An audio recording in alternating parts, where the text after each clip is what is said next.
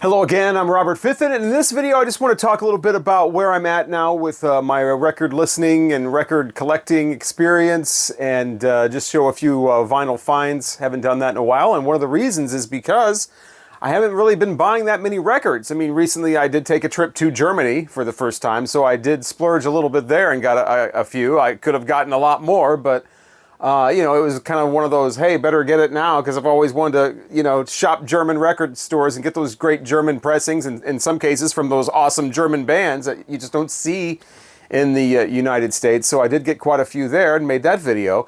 But other than that, I haven't really been buying a lot of records. I've kind of really scaled back. And I think a lot of us have done that, judging by what I'm seeing in other people's videos.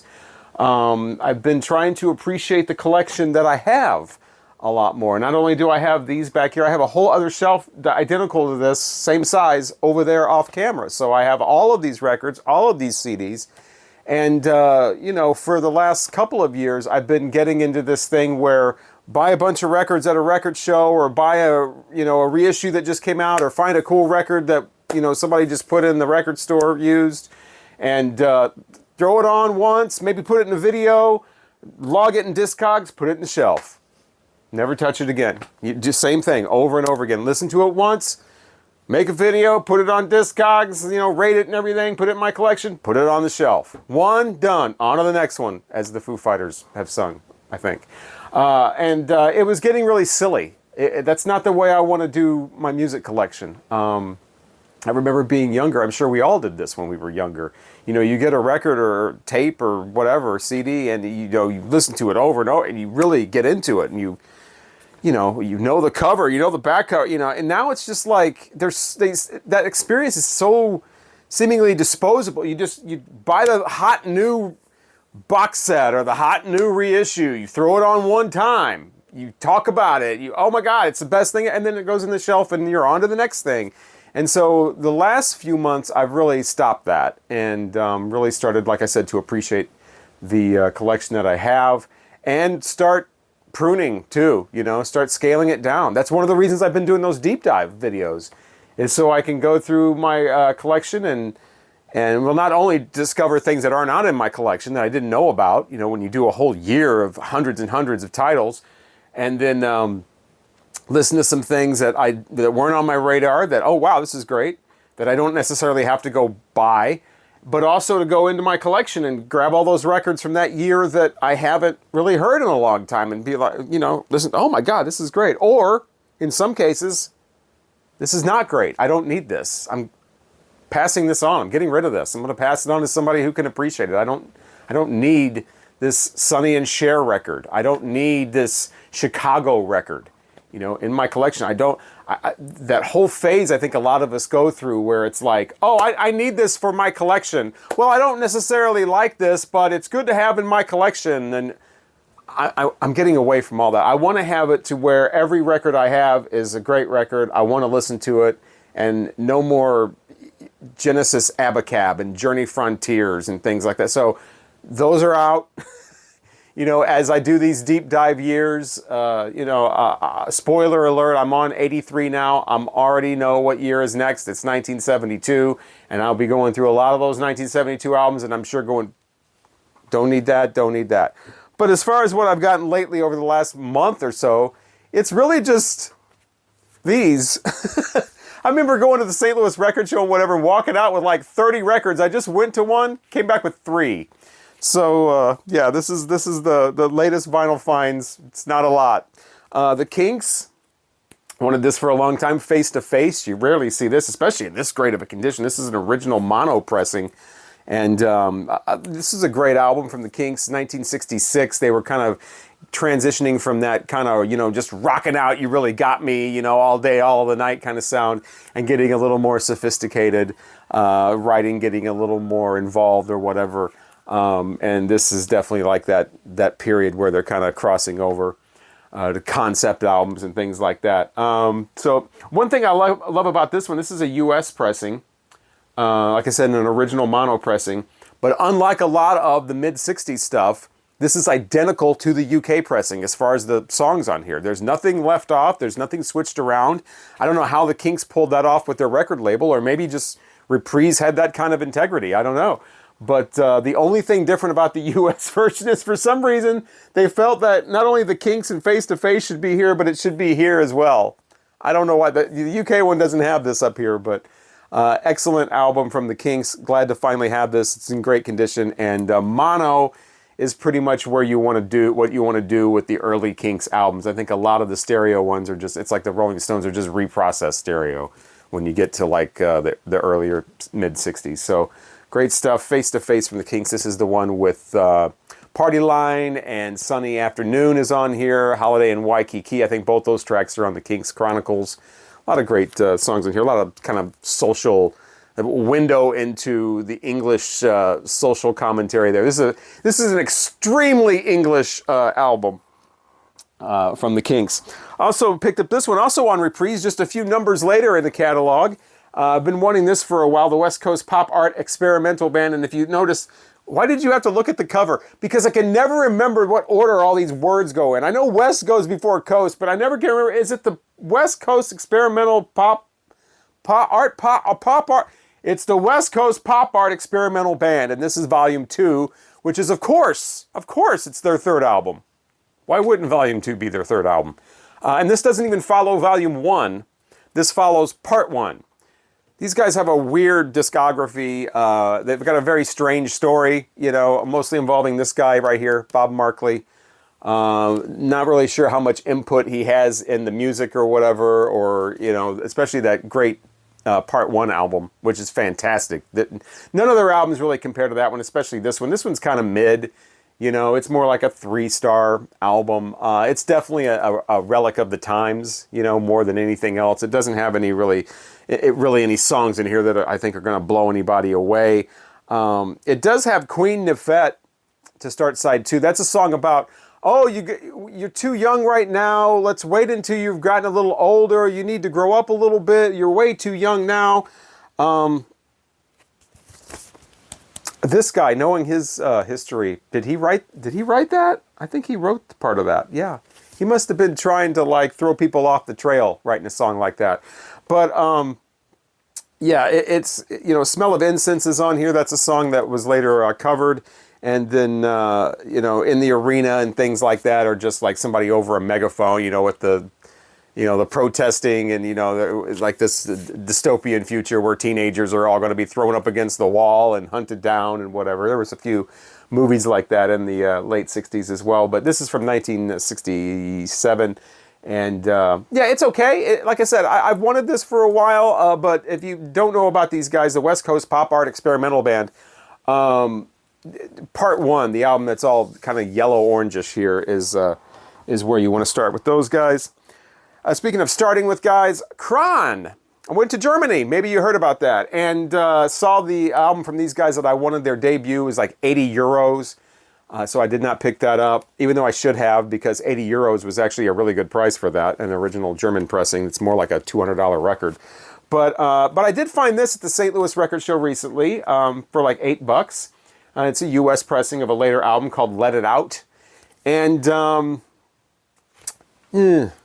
not as good as that debut. They definitely are more in a jazz rock lane here, and they're like on the right side of that lane. I mean, they're way over on that lane on this. In fact, there's a couple of tracks on here that are pretty cool. Got some nice guitar on here. Of course, you got the great Helmut on the bass. Yeah, I think it's the first song on each side. Bandits in the Woods, and then the title track, Let It Out. And then Die Maschine is great as well. It's pretty good. But a lot of this, especially those last two tracks on side 2, and then side 1 kind of delves into that as well. Just full on like smooth jazz.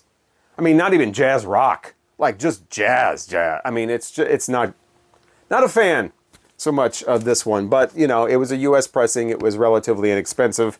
Certainly was not 80 euros. So, and it's in excellent condition too. A lot of these are pretty excellent. The Kinks one especially, and this one, the West Coast Pop Art thing's more like a VG plus. Wow, got this one at the St. Louis Record Show. Did not expect to find this. Paid up a little bit for it. It was $40, but this is become like a $100 record at this point, and I've wanted this for so long. And I thought this is the one album that for years, until I discovered Discogs, we all do that where you start, or maybe we all don't, but a lot of us do, where you have that point where you discover Discogs. And it's like, all right, I'm going to categorize all my records. I'm going to put them all in there. I'm going to, do my whole collection. And I did that. And I swore I had this album. And I don't know what, I can even remember when I got it for my birthday. There was a birthday that I had where I decided that particular birthday that I wanted some more rare records. Nothing crazy. Nothing like, $800 records. Just some $40, $50 records, which this was like a $60 record at that time. Like I said, it's gone up to be like more like $100, $120 one at this point. And I swear I got this, and it just disappeared. So I found this at the St. Louis record show for like $40, and I'm like, I can't pass that up, especially in this condition. The cover here you can see has a little bit of wear on it, but the record itself is in terrific condition. It even has an insert in here somewhere that I didn't even know came with the album. So this is that's neat to have that in there. I didn't even know that was a thing. But this is Bob Seger, and back in '72, and it was released in '73. And this is a really rare one. He's got those 3 or 4 super rare records, this one, and Noah, and Brand New Morning. For some reason, he has distanced himself from these. They've never been released on anything other than their original releases. So definitely no legitimate CD of this or anything. And I've been wanting this for a long time. Grew up with Bob Seger, and the big albums, Night Moves and Stranger in Town and Live Bullet and all that. And so just always wanted this, and especially the song Rosalie, I've always really liked. Thin Lizzy covered that, but I prefer the Bob Seger one. She's got the power, she's got the tower, Rosalie. It's about a DJ or a music programmer on a radio station. That's why she's got the tower and the power. She's choosing what records, who to make a star or whatever. And the rest of this isn't as good as I remember it, though. It's just kind of okay. But still glad to have this. Turn the Page is on here, the original version, studio version of Turn the Page is on there as well. Most people play and know the live version from Live Bullet. And then there's this one that I finally have that I can't even believe I just now have this. This is, if you've never heard of this band, these guys are called the Strawberry Alarm Clock, and the album is called Incense and Peppermints. I know, what is this? I've never heard of the Strawberry what? Right. So I finally have this, and it's a long time coming. This is the kind of album that most people get when people are getting into psychedelic music for the first time. It usually starts with, the Beatles, Sgt. Pepper's Lonely Hearts Club Band, or the Revolver, or something like that. And then you get Jimi Hendrix, Are You Experienced, or maybe Electric Ladyland, Jefferson Airplane, Surrealistic Pillow, The Doors. You get all the top tier groups. You got all that, and then you're moving down to the second tier, which usually includes the Strawberry Alarm Clock. This is, if you're getting into 60s psychedelic music, this is probably one of the first 10 albums that you will get. But for me, I have wanted this for years, and for whatever reason, I have never come across this in any kind of a condition or a price that was suitable. It's either completely wrecked, or it's like, oh, we want $65 for that. And it's not a $65 album. It's about a $20 album. And that's, wasn't Incense and Peppermints like literally a #1 hit? I think it was. And so I finally have this, thanks to Psychedelic, by the way, because he put this on his Instagram for sale, and I got it, and I almost didn't, because I'm like, my God, how embarrassing. I've got to be like asking Psychedelic for, who's got this, if you don't know who that is, he's got this incredible YouTube channel where he shows all these, his record collection is out of this world as far as rare psychedelic stuff and private presses and all this kind of stuff. It's really, if you don't know that channel and you're in, I'm assuming you do if you're into psychedelic music or, kind of off the charts music. But if you're not, check it out, subscribe, like and subscribe, hit the notification bell, ding, ding, all that kind of stuff. But it's like, how embarrassing. Yeah, can I get the Strawberry Alarm Clock, Incense and Pepper? So I don't actually have that. But I mustered the courage and actually said, yeah, I'll take the the Strawberry Alarm Clock. You know, the one that everybody's had for 30 years. I don't have that. I never had this on CD. This is the first time I've ever had this album, and it's okay. These guys are kind of similar to the West Coast pop art experimental band. These guys have kind of a weird history as well. The guy that sings Incense and Peppermints isn't even in the band. The two guys outside the band wrote it because the record manager or the band manager or the record company or something hired them on to write the song to the music. The two guys in the band wrote, and then the guys that wrote the music didn't even get credit, and on and on and on. These guys have another strange history of band members coming and going, and like I said, the lead singer of Incense and Peppermints isn't even in the band. Somebody that is in the band, though, is Ed King.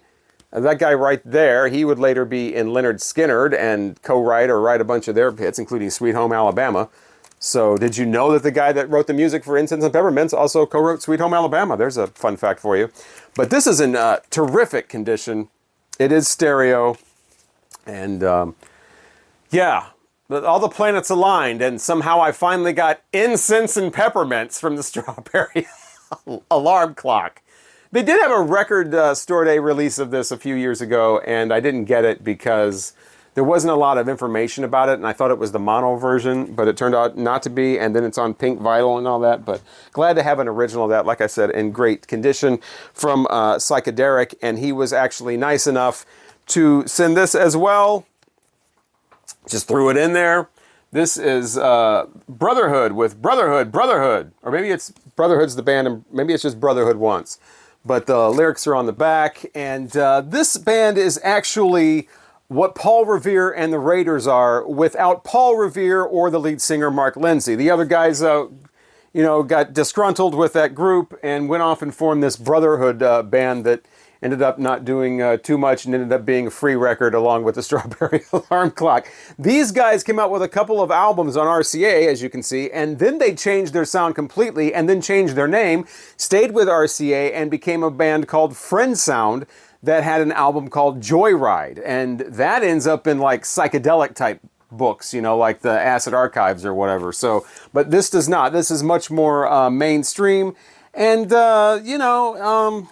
it's okay. The first song on here kind of threw me off. It's called Don't Let Go, and it's got this kind of hand clapping thing, and I'm thinking, okay, this is not for me. But there's some good stuff on here. There's some decent stuff with some nice guitar going on. The thing about it is it has 3 covers on here, as bands like this would usually do a cover. Of course, one of them is a Beatles cover. That's a given. That you have to do that. It's a rule. I'm surprised that Strawberry Alarm Clock doesn't have a Beatles cover on it. But the Beatles cover on here is a weird one. It's When I Get Home. From the American album is Something New. Is that on? I guess that's on With the Beatles, maybe? But I don't know what the UK album is. It on? Not on A Hard Day's Night, is it? Maybe it's on A Hard Day's Night. I don't know. But it's on Something New. I guess it would be on A Hard Day's Night. Anyway.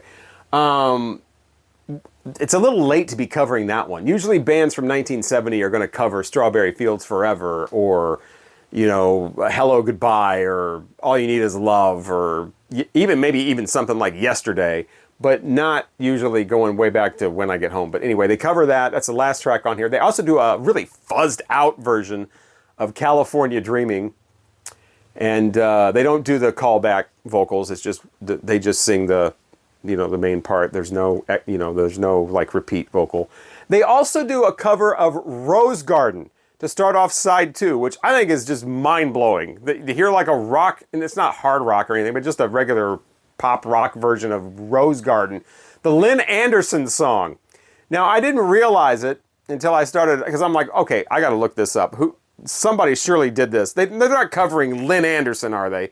And no, it appears as though Billy Joe Royal did that song first, and then I think there's a couple other versions, and then the Lynn Anderson one. So Lynn Anderson, if you don't know, she's country. She's total country, and the song itself is like a almost, it's like an adult contemporary type country song. It's not like banjos and steel guitars and whatever. It's 1970 country, so it's pretty much adult contemporary. And I beg your pardon, I never promised you a rose garden. Yeah, they do that. But they're doing it in 1970, the same year that she's doing it. So maybe they don't realize that she's going to have one, or maybe it's before hers, or I don't know. But it was just really weird to hear that one. And then the final one I picked up, I got this for like $2. So I thought, hey, this, you know, that's a nice looking cover. Freda Payne. I know Freda Payne, Band of Gold, right? I have that album. I've showed that in a previous video. You know, since you've been gone, all that's left is a band of gold. You know, that song that's about the guy that can't get an erection on his wedding night. That's what the song's about. Check out the lyrics. But yeah, so that's 71 that she had the big hit with that. She's pretty much a one-hit wonder. But a lot of songs on that album are pretty cool. She's got that nice thumping beat in there. Really great stuff. And so this is from 74. She's on a different label. This is a little bit later. And I thought maybe that, you know, 74 R&B artist, maybe this is going to be a little bit gritty. It's going to be a little funky. It's listed under funk soul. No, this is that AM radio orchestration going on, you know, the violins and everything, you know, compressed together and, you know, kind of floating over the top of everything. And she's singing like you know, like an adult contemporary singer. There's not a lot of belting stuff out. There's not a lot of grit. There's no grit. There's no deep funk. There's no groove. It's just about a half a step away from basic adult contemporary. There's a little bit of an R&B kind of feel on some of the tracks. But this is called Pain and Pleasure. And Pain, of course, spelled like her last name with the Y, you know, P-A-Y-N-E. Pain and Pleasure from Freda Payne. And if you care, you know, this is a white label promo. I don't really care about those, but yeah, no, I'm going to pass this one on. Which that's what I'm saying. The old me would have went, I don't really like this, but it's Freda Payne. I'm going to put it in the collection. I'm not doing that anymore. I am not even, this is not even making it to the shelf. It's going in the crate, and it's going right to the record show in Collinsville, where I will be selling a bunch of records. So yeah, those are my vinyl finds. Thanks again to Psychedelic for the Strawberry Alarm Clock and the Brotherhood. And thank you for watching. And yeah, I'm going to continue my deep dive into 1983, going chronologically as the stuff comes out, you know, trying to find all those release dates and get it all to where it's like they're being released, and I'm reviewing all of them. So hopefully you'll continue with me on that journey. I've got a video coming up where I will show a vinyl find that I got, a record that I found. It's about a $250 record. I got it for $3. I would have shown it in this video, but I think something like that deserves its own video, and it's a great album too, so that is coming up as well. And yeah, I'm going to continue doing the deep dives, continue enjoying the records that I already have, pruning, weeding it, you know, down to where it's just the good stuff. I think quality over quantity at this point in my life. Hopefully I'll talk to you again next time.